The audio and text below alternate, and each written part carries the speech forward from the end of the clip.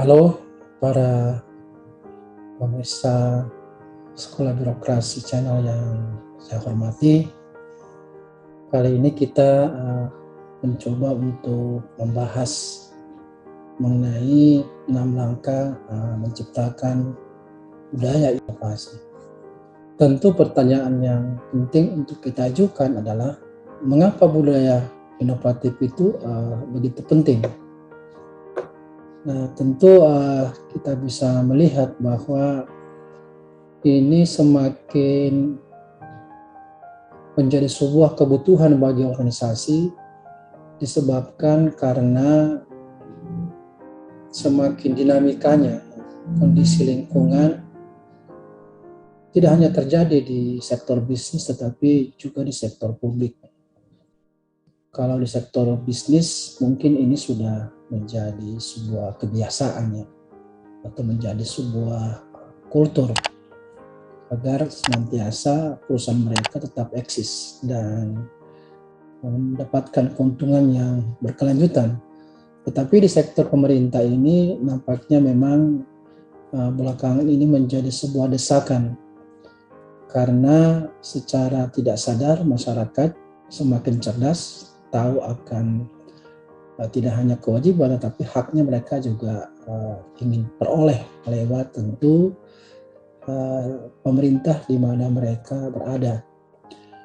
Nah, beragamnya tuntutan masyarakat ini tentu menghendaki adanya tingkat responsivitas daripada birokrasi di pemerintahan untuk bisa mengakomodasi tuntutan-tuntutan tersebut, dan tentu ini tidak mudah berhubung karena hal itu kadang tidak merupakan sebuah tuntutan yang sifatnya repetitif, tetapi kadang-kadang sangat baru.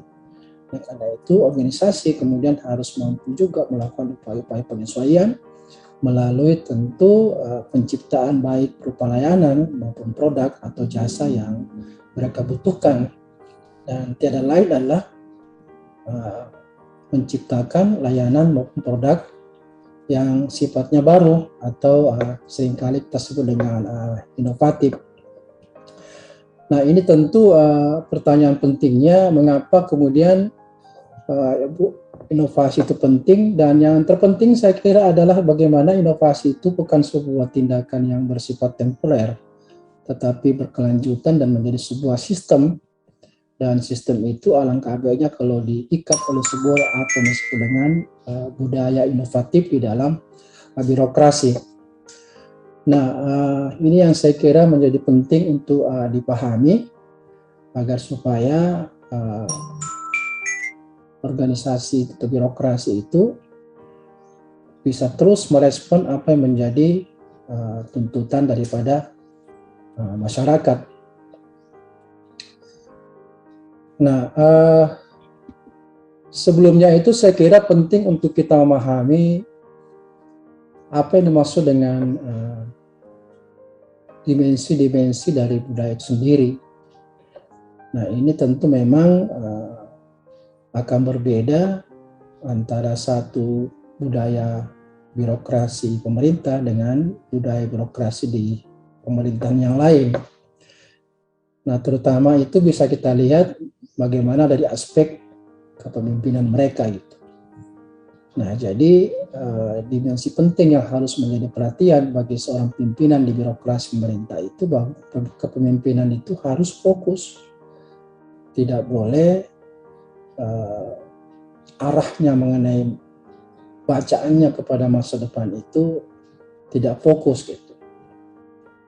Karena itu harus tertanam di dalam organisasi itu, di mana inovasi itu dipandang sebagai salah satunya cara untuk bisa keluar dari berbagai macam tentu himpitan dan tuntutan masyarakat terkait dengan kinerja di pemerintah, dan ini tentu harus mampu diwujudkan dalam bentuk inovasi-inovasi.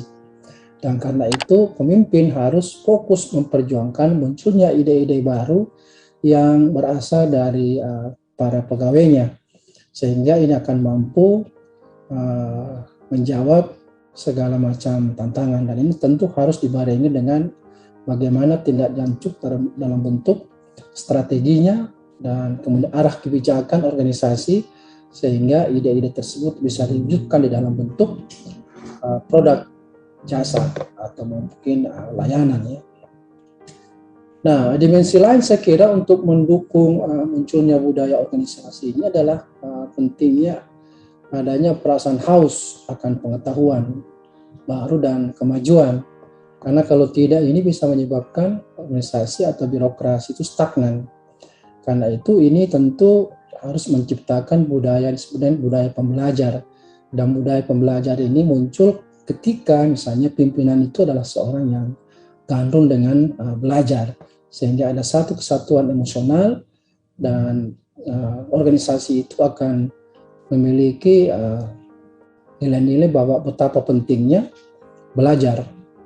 Dan untuk merespon kebutuhan masyarakat yang terus berkembang, tentu tidak mungkin mempertahankan produk-produk yang lama. Karena itu produk-produk yang bersifat bisa menjawab tantangan saat ini maupun ke depan itu menjadi relevan untuk ditanamkan di dalam organisasi.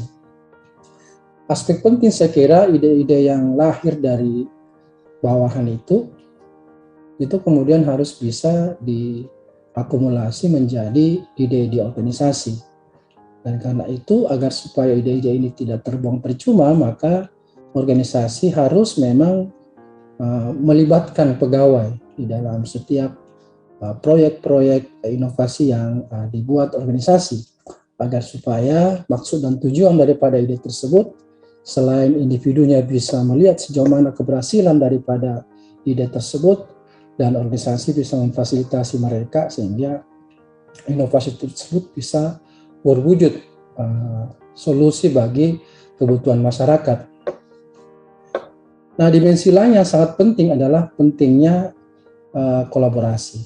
Kita tahu bahwa inovasi itu merupakan akumulasi dari pemikiran-pemikiran yang berbeda. Karena itu, mengakumulasi pemikiran berbeda ini tentu akan menghasilkan ide-ide baru, dan ide baru ini bisa berujung pada inovasi. Karena itu, jangan kemudian organisasi justru menjadi penghambat terjadinya kolaborasi.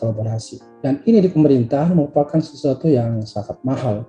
Karena itu harus dimulai dari pimpinan. Bagaimana pimpinan memberikan contoh dan memberikan arahan kepada setiap pegawai dan pejabat di bawahnya bahwa kolaborasi itu merupakan sebuah solusi, cara untuk memperkuat ide-ide dan inovasi yang akan kita buat. Dimensi lain saya kira adalah pentingnya desain organisasi.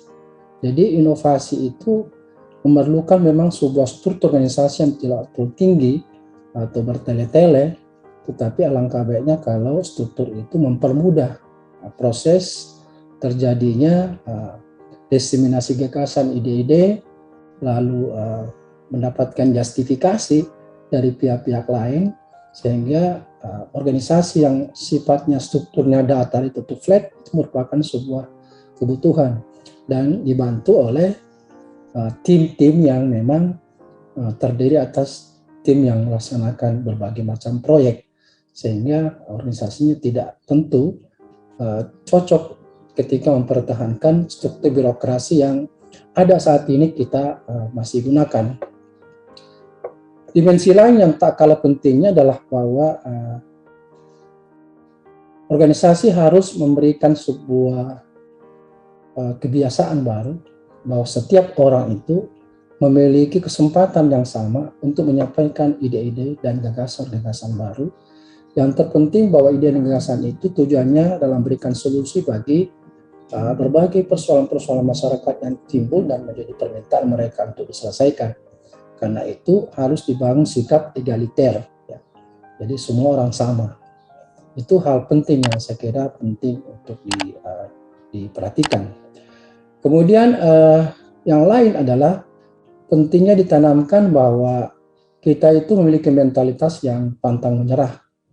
Yang gagal itu merupakan sebuah keniscayaan, dan jangan dipandang bahwa kegagalan itu menyebabkan organisasi tidak mendukung lagi atau pimpinan tidak memberikan dukungan lagi kepada anggota-anggota organisasi yang dipandang proyeknya gagal gitu. Justru itu bisa menjadi bagian penting sebagai bagian dari pembelajaran ya.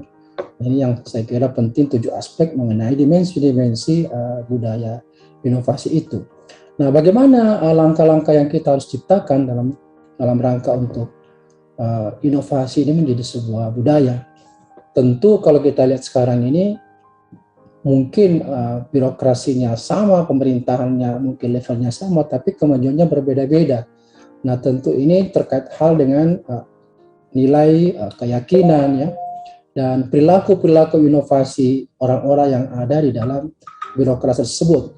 Nah, karena itu beberapa langkah yang perlu kita ambil agar supaya budaya organisasi ini itu bisa tumbuh berkembang. Yang pertama adalah bahwa pimpinan harus mampu menetapkan arah dan akuntabilitas yang jelas. Jadi harus mampu mengkomunikasikan seperti apa arah inovasi-inovasi yang diciptakan itu dan untuk apa sebenarnya tujuannya. Nah, karena itu dengan arah yang seperti ini maka organisasi berkewajiban untuk menyusun strategi, prioritas, dan tujuan di dalam menciptakan inovasi ini. Dan seperti kita ketahui bahwa dalam birokrasi itu akuntabilitas menjadi sesuatu yang mutlak. Karena itu bahwa apapun yang diciptakan dalam organisasi itu tujuannya dalam rangka untuk memberikan solusi terbaik bagi masyarakat dan itu bisa dipertanggungjawabkan kepada publik. Nah, yang kedua adalah untuk menumbuh kembangkan inovasi, maka memang organisasi harus bisa mendesain sebuah mekanisme baru yang memberikan otonomi yang lebih luas kepada pegawai untuk berkreasi. Kita tahu bahwa birokrasi itu tidak menghendaki adanya ide-ide yang justru dipandang akan menciptakan inefisiensi atau pemborosan. Bahkan budaya di birokrasi cenderung di dalam setiap pertemuan terlalu formal, lalu kemudian yang dipilih atau diambil jawabannya itu yang sesuai dengan selera pimpinan. Nah, dalam konteks inovasi tidak bisa begini, karena belum tentu ide-ide yang dipandang pada saat itu tidak bagus, itu di lain waktu tetap tidak bagus. Bisa saja itu menjadi solusi karena apa? Belum tentu ide-ide itu pada saat ini kita implementasikan tepat sasaran maupun tepat waktu. Bisa saja berbeda kondisi outcome-nya. Karena itu sepanjang kita masih menghargai berbagai macam ide-ide itu, maka itu menjadi persediaan kita, persediaan inovasi untuk di suatu saat ketika inovasi yang dihasilkan kurang bagus, maka masih ada bank inovasi atau bank ide-ide yang brilian untuk bisa menggantikan inovasi-inovasi yang kurang berhasil gitu. Nah, ini merupakan sebuah cara bagaimana karyawan atau pegawai itu diberi otonomi yang cukup luas untuk berkreasi. Langkah yang ketiga adalah bagaimana segera mungkin melakukan penyesuaian struktur birokrasi. Jadi debirokratisasi atau pengurangan struktur birokrasi itu menjadi sebuah keharusan agar supaya pertukaran ide antar unit maupun antar orang itu tidak terganggu oleh struktur yang terlalu panjang dan berbelit-belit. Karena itu hal ini bisa dibantu tentu dengan pemanfaatan teknologi informasi yang bisa mengurangi pemborosan waktu dan mungkin komunikasi atau berkolaborasi bisa saja lebih cepat karena difasilitasi oleh teknologi informasi.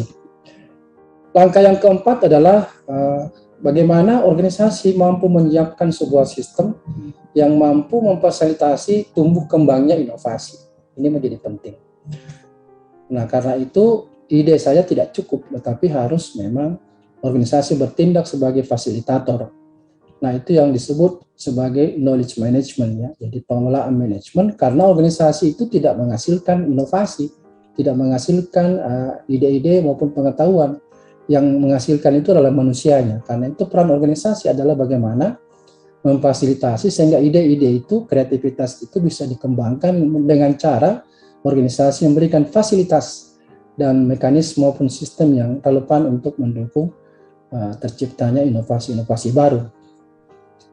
Nah, karena itu saya kira dengan ini maka langkah kelima adalah bagaimana agar setiap pekerjaan itu memang sudah diarahkan pada upaya untuk menghasilkan inovasi. Sehingga seluruh gerakan di dalam organisasi itulah gerakan yang berorientasi pada upaya menghasilkan inovasi. Sehingga ini kalau terjadi secara berkelanjutan maka akan melahirkan apa yang disebut tadi dengan budaya inovasi. Dan kalau sudah menjadi budaya maka organisasi sudah nyaman di dalam menghasilkan, menjawab tantangan-tantangan yang dihadapi, tentu berasal dari tuntutan masyarakat, karena di dalam organisasi atau birokrasi yang ada itu memang sudah orientasinya pada selalu berupaya bahwa kerja-kerja mereka itu dalam rangka untuk menghasilkan inovasi. Dan langkah terakhir saya kira adalah bagaimana organisasi itu memprioritaskan adanya keragaman. Jadi prinsip-prinsip dalam birokrasi yang selalu penyeragaman gitu, ini mulai harus ditinggalkan jika ingin kita menciptakan budaya inovasi. Karena itu keragaman baik dari sisi orang, ya, kompetensi maupun unit-unit yang mampu dibuat dan saling terintegrasi itu merupakan kata kunci untuk bisa mudah menciptakan budaya organisasi, termasuk berkaitan dengan jenis kelamin, ras, usia, pendidikan, ya, jalur karir dan asal negara daripada pegawai itu mungkin jika itu digunakan maka itu harus menjadi bukan penghambat, ya, tetapi memanfaatkan keragaman itu dalam rangka untuk menciptakan inovasi yang justru lebih holistik dan lebih baik solusinya bagi kepentingan masyarakat. Saya kira ini yang ingin saya sampaikan berkaitan dengan bagaimana langkah-langkah yang diambil dalam rangka untuk membangun budaya inovasi dalam birokrasi. Mudah-mudahan ada manfaatnya. Sampai ketemu di tema yang lain. Salam reformasi birokrasi.